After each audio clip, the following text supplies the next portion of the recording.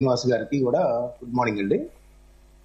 ఇక్కడ ఆపరేషన్ సింధూర్ మనం 7వ తేదీ తెల్లవారుజామున చేపట్టిన తర్వాత ఏదైతే 10వ తేదీన ఒక ప్రకటన వచ్చిందో కాల్పుల విరమణ అని చెప్పేసి సీజ్ ఫైర్, దాని మీద దేశ ప్రజల్లో అనేక అనుమానాలు, అనేక సంశయాలు లేవనెత్తాయి.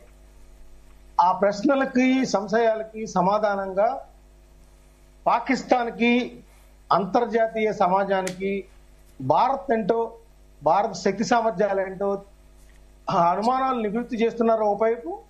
రెండో వైపు భారత యొక్క శక్తి సామర్థ్యాలు ఏ విధంగా ఉంటాయి, మేము ఎవరి కింద పనిచేయమనే ఒక విస్పష్టమైన సందేశాన్ని నరేంద్ర మోడీ గారు నిన్న ప్రసంగంలో 22 నిమిషాల ప్రసంగంలో ఆయన చెప్పారని మనకి అర్థమవుతుంది. ఎందుకంటే మన భారతదేశం ఎప్పుడు కూడా మన సార్వభౌమాధికారాన్ని ఎవరి చేతిలో పెట్టం. అది మన స్వతంత్రం సంపాదించిన 1947 నుంచి కూడా అది మనం చూస్తూ వస్తున్నాం. ఎన్ని యుద్ధాలు వచ్చినా, ఎన్ని సంక్షోభాలు వచ్చినా కూడా మనదైన శైలిలో ముందుకు వెళ్తా ఉంటాం. ప్రపంచ శాంతిని కోరుతా ఉంటాం. పక్క దేశాలకు కూడా శాంతియుతంగా మెలగాలనుకుంటాం.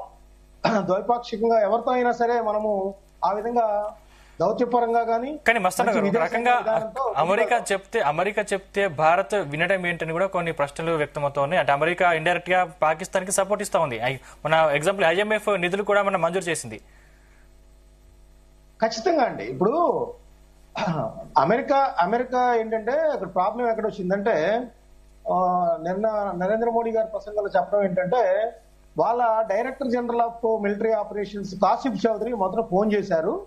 3:45కి ఫోన్ చేశారు. ఆ ఫోన్ చేసిన నేపథ్యంలోనే మనము వాళ్ళు కాలబేలానికి రావడంతో మనం కొద్దిగా సమన్వయం పాటిస్తూ చేశామనేది ఆయన చెప్పారు. 5ంటికి మనము కాల్పుల విరమణ అనేది చేయటం జరిగింది అనేది కూడా. ఎందుకంటే వాళ్ళు అప్పటికే నష్టపోయి ఉన్నారు. భారత్ యొక్క దీనివల్ల ఉగ్రవాద స్థావరాలే కాదు, వాళ్ళ ఎయిర్ బేస్లకు సంబంధించి దాదాపు 11 చోట్ల మనము రావిలపిండిలో కానీ ఇంకా మిగతా ఎయిర్ బేస్ కి సంబంధించి కూడా వాళ్ళ యొక్క క్షిపణి రక్షణ వ్యవస్థలు ఏవైతే ఉన్నాయో వాటన్నింటినీ కూడా ధ్వంసం చేయడం జరిగింది. కొన్ని ఇతర సైనిక స్థావరాలను కూడా ధ్వంసం చేసినాం. ఈ నేపథ్యంలో వాళ్ళు కాలబేరానికి వచ్చారనేది స్పష్టంగా తెలుస్తోంది.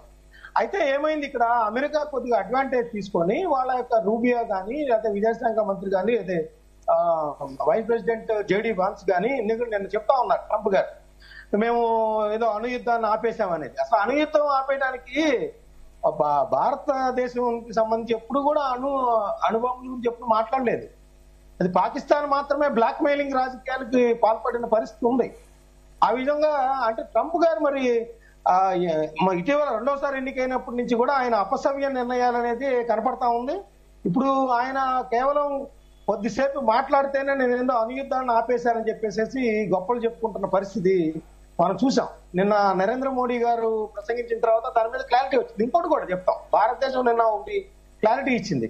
అసలు మేము యుద్ధాలు కానీ ఇలాంటి ఉగ్రవాదాల మీద అంతం చేయడానికి ముందుకు వెళ్తున్నప్పుడు మాకు అసలు వాణిజ్యం అనేదే మా ప్రయారిటీ కాదనేది కూడా చెప్పింది. కానీ ట్రంప్ గారు ఏమన్నారు, మేము వాణిజ్యానికి సంబంధించి మేము మంచి వాణిజ్యం ఇస్తాం, మీకు వ్యాపారం ఇస్తాం, ఇద్దరు 2 దేశాలకు చెప్పాము, దానివల్ల నేను వీళ్ళందరినీ కూడా కట్టడి చేయగలిగాననేది ఒక అది దిగజారుడుగా మాట్లాడినట్టుగా మనకు అనిపిస్తా ఉంది. వాణిజ్యం కోసం ఎవరైనా తాకట్టు పెడతారా దేశ ప్రయోజనాల్ని? అందులో భారతదేశం పెడుతుందా? భారతదేశం 140 కోట్ల మంది కూడా ఈ రోజు ఏకతాటి మీద సైన్యం వెనకాల నుంచొని ఉన్నారు. వాళ్ళ ఆత్మగౌరవానికి భంగం కలిగితే మీరు ముందుకు వెళ్ళండి అని చెప్తా ఉన్న పరిస్థితి కూడా ఉంది. దేశ జాతి కానీ, కులం కానీ, మతం కానీ, పేదరికం కానీ, ధనికులు కానీ ఎవరూ లేదు, మొత్తం కూడా ఏకతాటి మీద ఉన్న పరిస్థితి. ఈ రోజు ట్రంప్ గారు మాట్లాడిన విధానం చూస్తే అతన్ని భవిష్యత్తులో కూడా భారతదేశ ప్రజలందరూ కూడా యావగించుకునే పరిస్థితి. ఇట్లాంటి వాళ్ళకి ఎప్పుడు కూడా మన తరపున మాట్లాడే అవకాశాలు ఇవ్వద్దన్నది కూడా కోరుకుంటున్న పరిస్థితి కూడా మనం చూసాం. సో ఇప్పుడు ఏంటంటే నేను అనేది ఏంటంటే, నిన్న ఆయన మాటలు చెప్పారు, చాలా విస్పష్టంగా చెప్పారు, క్లారిటీగా చెప్పారు. ఏంటి, ఉగ్రవాదం ఉంటే చర్చలు జరగవు, ఉగ్రవాదం ఉంటే వ్యాపారం జరగదు, అదేవిధంగా నీళ్లును రక్తం ఒకే చోట పారదని కూడా చెప్పారు. సో ఇంకోటి కూడా చెప్పారు, పాకిస్తాను ఉగ్రవాద విశ్వవిద్యాలయాలని నడుపుతోంది, ఉగ్రవాద శిక్షణ స్థావరాలని నడుపుతోంది, ఉగ్రవాద కంపెనీలు నడుపుతోంది, చివరికి ఇదే ఉగ్రవాదం పాకిస్తాన్ ని రేపు మింగేస్తుంది. ఆ విషయం తెలుసుకొని పాకిస్తాన్ ఇప్పటికైనా కళ్ళు తెరిచి ఆ ఉగ్రవాద మూలాలను పెకలించేసేసి అటు ప్రపంచానికి కానీ వాళ్ళు పాకిస్తాన్ చెప్పాలి, ఏంటి, మేము ఉగ్రవాదం అనేది ఇంకా ముందు మేము దాని వైపు పొడచూపము, దానికి ఫండింగ్ చేయము, వాళ్ళందరినీ కూడా అంతర్జాతీయ దేశాలకు అప్పచెప్పేస్తాము, ఉగ్రవాదం అనేది ఇక మేము జోలికి పోవనేది మీరు చెప్తేనే మేము మస్తాన్ గారు ఇక్కడ మన ముఖ్యమైన విషయం ఏంటంటే మనం చర్చించుకోవాల్సింది ఏంటంటే ముఖ్యంగా అంటే నిజంగానే ఉగ్రవాదులపై మనం దాడి చేస్తాం, అక్కడ ఎక్కడో ఆర్మీ మీద దాడి చేయలేదు, పౌరుల మీద దాడి చేయలేదు, నిజంగా ఉగ్రవాదులను అంతం చేసేదాకా మన పోరాటం ఆగేదని నిన్న నరేంద్ర మోదీ కూడా స్పష్టం చేశారు. అంటే అణుయుద్ధానికి దారి తీసే అవకాశాలు ఉన్నాయా? అదేనండి, అక్కడ అసలు అణుయుద్ధానికి దారి తీసే అవకాశాలు ఎక్కడ కనిపించట్లేదు. ఎందుకంటే అణుయుద్ధం నిజంగా అంటూ వస్తే ఆయన వాజ్పేయి గారి మాటలు మనం గుర్తించుకోవాలి. మా మీద ఒకసారి ఎప్పుడైనా అణుబాంబులు ప్రయోగిస్తే సో అంటే ఆయన మాటల్లో ఎంత అర్థం ఉంది, ఎంత విశాల దృక్పథం ఉంది అంటే, అరే బాబు కానీ అణుయుద్ధం తెచ్చే వరకు పాకిస్తాన్ ఆగట్లేదు కదా, పాకిస్తాన్ రెచ్చగొడతా ఉంది కదా. అంటే అణుయుద్ధం సామాన్యమైన ఇది కాదండి. ఎందుకంటే రేపు అణుబాంబు అనేది ప్రయోగిస్తే మనం చూసాం, జపాన్ లో హిరోషిమా నాగసాకి మీద చేసిన తర్వాత ప్రపంచం అంతా అణుబాంబును కలిగి ఉంటది. ఎందుకంటే వాళ్ళ రక్షణ వ్యవస్థలో భాగంగా అటు రష్యా కానీ, లేకపోతే అమెరికా కానీ, చైనా కానీ వీళ్ళందరూ కూడా పెట్టుకొని కూర్చున్నారు. అయితే వాటిని ఎప్పుడు కూడా వాడకూడదు అనేది ఇతర దేశాలతో ఉన్న సంబంధాల రీత్యా ఉంటది. నిజానికి అణుబాంబు కనుక పాకిస్తాన్ ప్రయోగించినట్టే అది ఖచ్చితంగా ప్రపంచంలో ఇప్పటికే ఏకంగా మారింది. ఇక ఎటువంటి సహాయ సహకారాలు కూడా ఏ దేశం నుంచి కూడా అందరి పరిస్థితి ఎదురవుతుంది. ఎందుకంటే వాళ్ళు ఇప్పటికే హలో లక్ష్మణ్ అడుక్కుంటా ఉన్నారు, అప్పులు అడుక్కుంటా ఉన్నారు, ఇంట్లో నీళ్లు అడుక్కుంటా ఉన్నారు. ఓ పక్కన అక్కడ ప్రజాస్వామ్యం మనగావట్లేదు, సైనిక పరిపాలన ఎప్పుడు జరుగుతూ ఉంటది, దేశ ప్రజలు కూడా అభివృద్ధి కుంటుపడిపోయి ఉంది. ఇవన్నీ కూడా నేపథ్యంలో పాకిస్తాన్ అంత దుస్సాహసానికి ఒడిగట్టదనేది కూడా ఒకటి చెప్పాలి. అయితే నరేంద్ర మోడీ గారు చెప్పారు, మీరు కనుక ఏదో అణుబాంబులు ఉన్నాయని బ్లాక్ మెయిల్ చేస్తే బ్లాక్ మెయిల్ రాజకీయాలు మేము సహించం, వాటిని మేము ఎదుర్కొంటామని కూడా చెప్పారు. సో అది కూడా పాకిస్తాన్కి అర్థమవుతుంది. ఇప్పుడు నిన్న హాట్ లైన్ లో నిన్న మధ్యాహ్నం జరగాల్సిన చర్చలు అటు కాసిఫ్ చౌదరి పాకిస్తాన్ డీజీఎంఓ, అదేవిధంగా రఘురాయ్ మన డీజీఎంఓ ఇద్దరు మాట్లాడింది మధ్యాహ్నం వాయిదా పడి వాళ్ళు సాయంత్రం జరిగింది 45 నిమిషాలు చెప్పు. ఇక నుంచి ఎవరు కూడా వాలంటరీగా మనము ముందుకొద్దాం, ఎక్కడా కూడా సరిహద్దు దగ్గర మనం ఎవరు ఒకళ్ళు కాల్పులు జరపడానికి అవకాశం లేకుండా చూసుకుందాం, ఎవరికారు స్వయం నియంత్రణ పాటిద్దాం అనేది అక్కడ వాళ్ళు ఇరువురు ఒక ఒప్పందానికి వచ్చారు.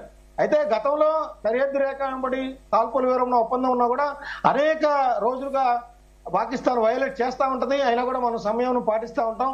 ముందుగా పాకిస్తాన్ మన మీద జరిపితేనే కాల్పులు, తర్వాత మనం దానికి రియాక్ట్ అవుతాం తప్పితే మనంగా ఎప్పుడు కూడా మనం కాల్పులు జరపడానికి కానీ లేదా దాడులు జరపడానికి కానీ సైనిక చర్య తీసుకుంటానికి కానీ మనం వ్యతిరేకం. ఆ విషయం ప్రపంచానికి స్పష్టం చేస్తా ఉన్నాం, దౌత్యపరంగా పాకిస్తాన్ కూడా చెబుతా ఉన్నాం.